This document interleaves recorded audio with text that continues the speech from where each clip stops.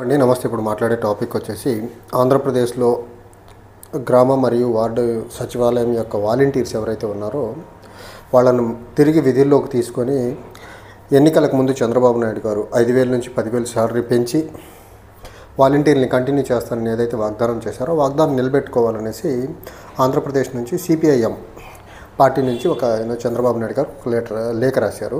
అయితే ఆ లేఖను ఇంప్లిమెంట్ చేస్తారా లేదా అంటే ఇప్పుడు వరకు అయితే చంద్రబాబు నాయుడు గారు ప్రభుత్వం ఏర్పడిన దగ్గర నుంచి ఈ రోజు వరకు వాలంటీర్ల విషయంలో కూటమి ప్రభుత్వం నుంచి ముఖ్యమంత్రి గారు, డిప్యూటీ సీఎం, మంత్రులు, తర్వాత ఎమ్మెల్యేలు మాట్లాడుతున్న విధానం ఏదైతే ఉందో అది ఖచ్చితంగా వాలంటీర్లు మళ్ళీ వెనక్కి తీసుకునే విధంగా వాళ్ళ మాటలు లేవు. ఖచ్చితంగా వాలంటీర్ వ్యవస్థని ఖచ్చితంగా రూపుమాపు చేసేసి వాలంటీర్ వ్యవస్థ అనేది ఒకటి లేకుండా చేయాలనే ఉద్దేశంతోనే వాలంటీర్లకి ఈరోజు కంటిన్యూ చేసే ప్రయత్నం అయితే చేయట్లేదు.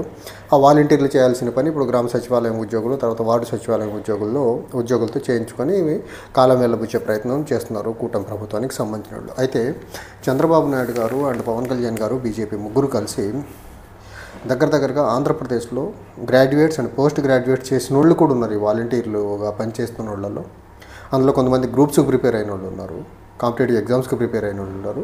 బయట ఉద్యోగాలు లేక తప్పనిసరి పరిస్థితుల్లో, విధులేని పరిస్థితుల్లో వచ్చిన 5,000తో స్థానికంగా ఉండి ఇంకేదో చేసుకుని బతుకుదామని వాలంటీర్గా పనిచేసేదానికి ముందుకు వచ్చిన వాళ్ళ పొట్టగొట్టిన విధానం ఏదైతే ఉందో అది యాక్సెప్టబుల్ అయితే కాదు. అయితే ఇక్కడ ప్రధానంగా టీడీపీ సోషల్ మీడియా హ్యాండిల్, మరీ ముఖ్యంగా ట్విట్టర్ ఎక్స్ హ్యాండిల్ చూసుకున్నట్లయితే ఈరోజు ఒక 2 రామారావు గారు చెప్పిన మాటలు, రామారావు గారు చెప్పారో లేదో నాకు తెలియదు కానీ వీళ్ళు కొటేషన్స్, రామారావు గారు ఫోటో పెట్టి కొటేషన్స్ పెట్టింది ఏంటంటే, ఒకటి ప్రజాసేవ చేయడమే నిజమైన రాజకీయం.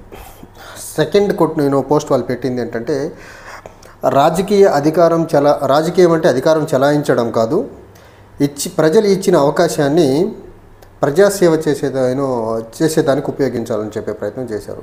నిజంగా చంద్రబాబు నాయుడు గారు ఒక పక్కేమో 2,50,000 మంది వాలంటీర్లు పొట్టగొట్టేసి 1,30,000 పైచీలకు గ్రామ సచివాలయం, వార్డు సచివాలయం ఉద్యోగుల యొక్క ఉద్యోగులతో గొడ్డు చాకరీ చేయించుకుంటూ వాళ్ళతో చేయరాని పనులన్నీ చేయించుకుంటా ఇక్కడ ప్రజలు ఇచ్చిన అధికారాన్ని ప్రజాసేవ చేయడానికే ఉపయోగించాలనే కొటేషన్ పెడుతున్నారంటే చంద్రబాబు నాయుడు గారి ఆ టీడీపీ పార్టీ యొక్క కాంట్రాడిక్టరీ నేచర్ చూడండి. ఒక పక్కేమో సోషల్ మీడియాలో వాళ్ళేదో గొప్పోళ్ళని చూపించే ప్రయత్నం, ఇంకో పక్క సమాజంలో 2,50,000 మంది పొట్టగొట్టేసిన విధానం. అసలు దీన్ని ఎంత నీట్గా ప్రొజెక్ట్ చేస్తున్నారు. ఒకేసారి ఒక పక్క మంచి అని చూపించే ప్రయత్నం, ఇంకో పక్క దుర్మార్గం అని చేసి ఈ పని చంద్రబాబు నాయుడు గారు కాకుండా ఇంకెవరైనా చేయగలరా? భారతదేశ రాజకీయాల్లో కానీ ప్రపంచ రాజకీయాల్లో అంటే ఇంకెవరూ చేయలేరు. ప్రజలు ఇచ్చిన అవకాశాన్ని ప్రజాసేవకు వాడాలనుకునే వీళ్ళు వీళ్ళు ఇచ్చిన వాగ్దానం ప్రకారం వాలంటీర్లకు 10,000 ఇచ్చి వాలంటీర్ వ్యవస్థని కంటిన్యూ చేయాలి కదా. వాలంటీర్లకు 5,000 ఇవ్వకుండా వ్యవస్థను కంటిన్యూ చేయకుండా 10,000 సంగతి తర్వాత ఇలాంటి ట్వీట్స్ పెడుతున్నారు, ఇలాంటి పోస్టులు పెట్టుకుంటూ వీళ్ళు ప్రజల్ని మభ్యపెడుతున్నారంటే అసలు వీళ్ళని ఏ రకమైన మనుషులు అనాలా? మళ్ళీ వీళ్ళు ప్రజలు ఇచ్చిన అవకాశం, ప్రజాసేవని గొప్ప పదాలు ట్విట్టర్లో.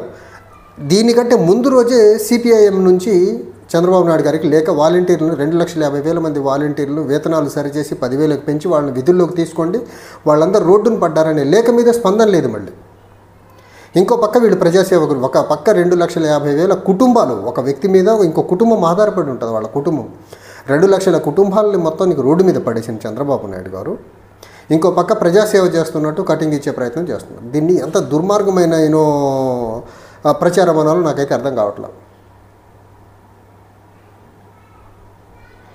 చంద్రబాబు నాయుడు గారు ఎన్నికలకు ముందు ఇచ్చిన హామీల్లో వన్ ఆఫ్ ద హామీ వాలంటీర్ వ్యవస్థ. వీళ్ళ మాటలని కొంతమంది వాలంటీర్లు రాజీనామా చేసేసారు ఇంపార్షియల్గా ఉండాలనే ఉద్దేశంతో. వాళ్ళందరి పట్టు నమ్మించి గొంతు కోసేశాడు చంద్రబాబు నాయుడు గారు. నమ్మించి గొంతు కోయడం కాకుండా సాక్షాత్తు అసెంబ్లీలో, తర్వాత కౌన్సిల్లో మంత్రి, అసెంబ్లీలో ఎమ్మెల్యేలు వాలంటీర్ వ్యవస్థ మీద, గ్రామ సచివాలయం, వార్డు సచివాలయం వ్యవస్థ మీద చాలా జుగుప్సాకరంగా మాట్లాడే విధానం. ఇది ఒక్క చంద్రబాబు నాయుడు గారు మాత్రమే చెయ్యగల ఒక నికృష్టమైన పని. ఎన్నికలకు ముందు వాళ్ళ అవసరాలను గుర్తెరిగి వాళ్ళ నుంచి వ్యతిరేకత రాకూడదు అని చెప్పి ఉగాది రోజు చెప్పాడు ఈ మాట. నేను ఉగాది రోజు చెప్తున్నా మీకు 10,000 ఇస్తాననేసి. మరి ఉగాది రోజు చెప్పిన మాట ఎందుకు నిలబెట్టుకోలేకపోతున్నారు ఈయన? ఈరోజు వాలంటీర్లు నా వీడియోలు చూసి వాళ్ళు కింద కామెంట్లు పెడుతున్న విధానం చూస్తే ఈ 5,000తో చాలామంది వీడియోస్ వాలంటీర్గా చేసి వాళ్ళ కుటుంబాలు వెళ్ళబెచ్చుకునే ప్రయత్నం చేశారు వాళ్ళు. కొంతమంది స్థానికంగా ఉద్యోగాలు లేక హోటల్ వాలంటీర్ వ్యవస్థ తీసేసిన తర్వాత హోటల్లో పనిచేసుకుంటున్నారు గ్రాడ్యుయేషన్ పూర్తి చేస్తున్న వాళ్ళు. చంద్రబాబు నాయుడు గారు మీ కొడుకు 2019 ఎన్నికల్లో ఓడిపోయాడు, అంతకుముందు ఎమ్మెల్యే కాకపోయినా ఎమ్మెల్సీ అని చేసి దొడ్డిదారులో మీరు మంత్రిని చేసుకున్నారు మీ కొడుకుని. మరి మీ కొడుకుల్లో ఆంధ్రప్రదేశ్ రాష్ట్రంలో యువకులు వాళ్ళ తల్లిదండ్రులకు వాళ్ళ ఉపాధి అంత అవసరం కాదంటారా? మీ కొడుకు ఒకసారి ఓడిపోయినా రెండోసారి మళ్ళీ టికెట్ ఇచ్చుకొని గెలిపించుకొని మంత్రిని చేసుకొని పక్కన క్యాబినెట్లో కూర్చోబెట్టుకుంటున్నారే. మరి మీ కొడుకులో ఆంధ్రప్రదేశ్లో ఉన్న యువకుల యొక్క పరిస్థితి ఏంటి? వాళ్ళకంతా మంచి లైఫ్ ఉండాలనుకోరు. కనీసం మీ కొడుకుల మంత్రి కాకపోయినా ఎమ్మెల్యే కాకపోయినా వాలంటీర్లుగా పనిచేసుకునే అవకాశాన్ని మీరు గండి కొట్టేశారు. వాలంటీర్గా పనిచేసే అవకాశాన్ని మీరు వాళ్ళని కాల రాసేశారంటే మీకు ఎక్కడైనా మానవత్వం అనేది మీ మనసులో ఎక్కడైనా ఉందా? హ్యుమానిటేరియన్ గ్రౌండ్స్లో మీరు ఇప్పటి వరకు రాజకీయాల్లో వచ్చిన దగ్గర నుంచి టిల్ డేట్ ఎప్పుడన్నా హ్యుమానిటేరియన్ గ్రౌండ్స్ మీద ఆలోచించి ఎప్పుడన్నా పనిచేశారా ఈ 40 సంవత్సరాలలో? మీకు కక్ష కార్పణ్యాలు రాజకీయంగా వైరుధ్యం ఉంటే వైసీపీతో తేల్చుకోవాలి, కానీ వైసీపీ తీసుకొచ్చిన వ్యవస్థను నిర్వీర్యం చేసే పని ఎందుకు చేస్తారు మీరు? అంటే ఈ వాలంటీర్స్ గత 5 సంవత్సరాలుగా మరీ ముఖ్యంగా కోవిడ్ టైంలో చేసిన సేవలు మీరు లేరుగా, మీ కొడుకు లేరుగా, మీ పార్ట్నర్ పవన్ కళ్యాణ్ గారు లేరుగా. కోవిడ్ టైంలో మీరందరూ హైదరాబాద్లో ఇంట్లో దాక్కున్నోళ్లే కదా. ఆ టైంలో ప్రజలకు సేవలు చేసింది ఎవరు? ప్రజలకు సర్వీసెస్ అందించింది ఎవరు? వాలంటీర్లు కాదా? కనీసం ఆ గ్రౌండ్స్లో ఆలోచించిన వాలంటీర్ వ్యవస్థను కంటిన్యూ చేయాలి కదా. కోవిడ్ టైంలో మీరు ఎక్కడున్నారు? మీరు బాధ్యత ఎరిగిన రాజకీయ నాయకులు కదా. మీరు లేరు, గ్రౌండ్లో వాలంటీర్స్ ఉన్నారు. వార్డు వాలంటీర్స్, గ్రామ సచివాలయంలో వాలంటీర్స్ పనిచేశారు, సచివాలయం ఉద్యోగులు పనిచేశారు.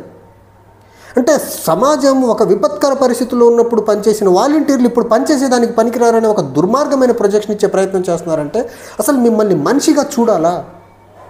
పోనీ మీరు కూడా చెప్పారు కదా, ఉగాది రోజున 2024 ఉగాదిలో ఎన్నికలకు ముందు చెప్పారు కదా, నేను కంటిన్యూ చేస్తా, 10,000 ఇచ్చి కంటిన్యూ చేస్తాననేసి. ఇప్పుడు ఎందుకు మీ మాట మీద మీరు నిలబడలేకపోతున్నారు? మీ కొడుకుల వాలంటీర్స్కి ఉపాధి వద్దనుకుంటున్నారా?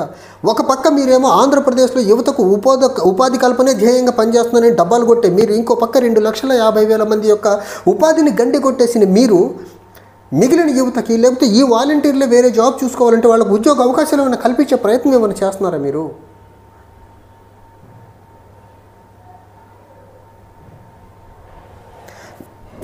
వాలంటీర్లుని నమ్మించి గొంతు కోసిన వాళ్ళు ఎవరైనా ఉన్నారంటే ఆంధ్రప్రదేశ్లో ఒక చంద్రబాబు నాయుడు గారు.